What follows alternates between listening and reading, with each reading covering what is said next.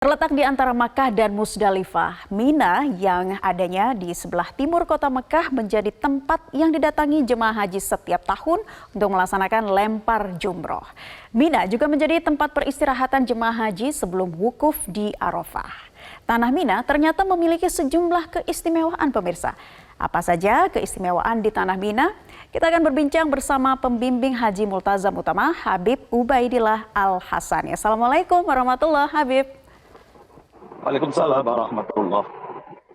Iya, Habib Ubaidillah, ternyata memang ada sejumlah keistimewaan ya di Tanah Mina. Namun sebelum kita membahas mengenai keistimewaan apa saja, kita mulai dulu dari sejarah Tanah Mina yang perlu diketahui oleh umat muslim. Silakan Habib. Ya, Mina syarat dengan makna karena Nabiullah Ibrahim alaihissalam mengukir sejarah di Tanah Mina ini dengan sejarah yang cukup memilukan.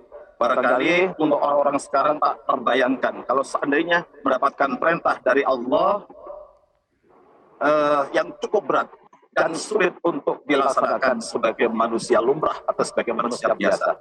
Di mana Nabi Ibrahim yang sudah cukup lama, puluhan tahun merindukan kehadiran seorang anak, yang kemudian oleh Allah takdirkan bisa punya anak yang namanya Nabiullah Ismail alaihissalatu wassalam.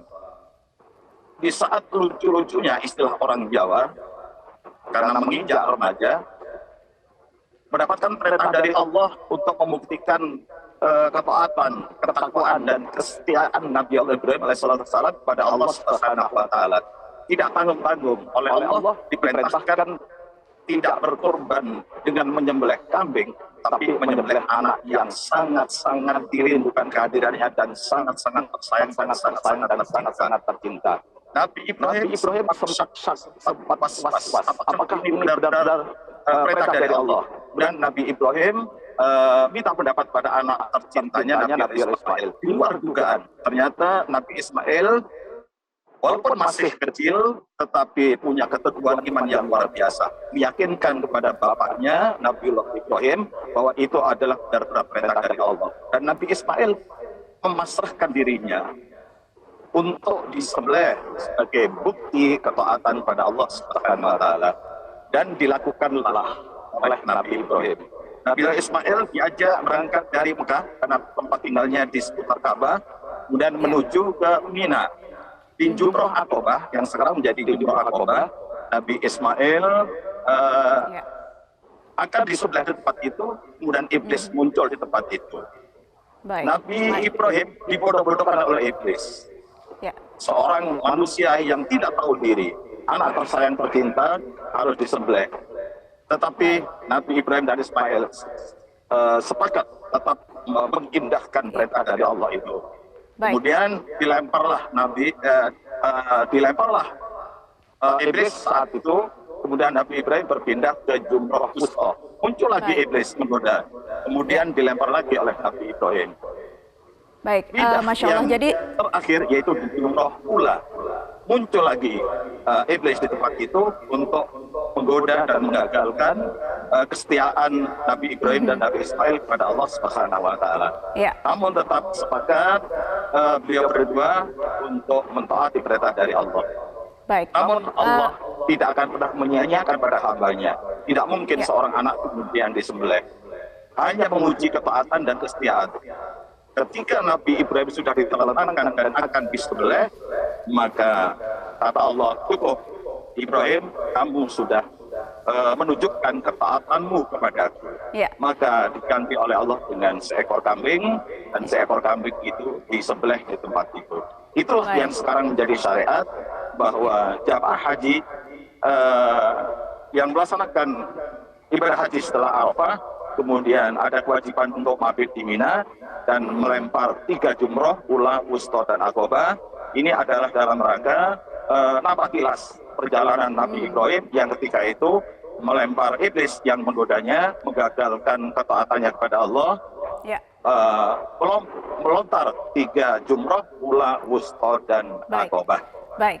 Masya Allah, Habib, jadi itu ya asal-usulnya dari ketiga jumroh itu dan juga sejarah mengenai Tanah Mina. Nah, Habib Ubaidillah juga bisa memberikan informasi kepada kami seperti apa sih keistimewaan yang ada di Tanah Mina?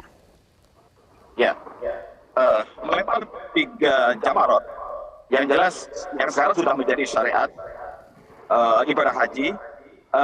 Mohon maaf saya luruskan, bukan rukun haji, tapi ini menjadi wajibnya haji ya. Artinya bisa diwakilkan pada orang lain. Kalau rukun harus dikerjakan sendiri.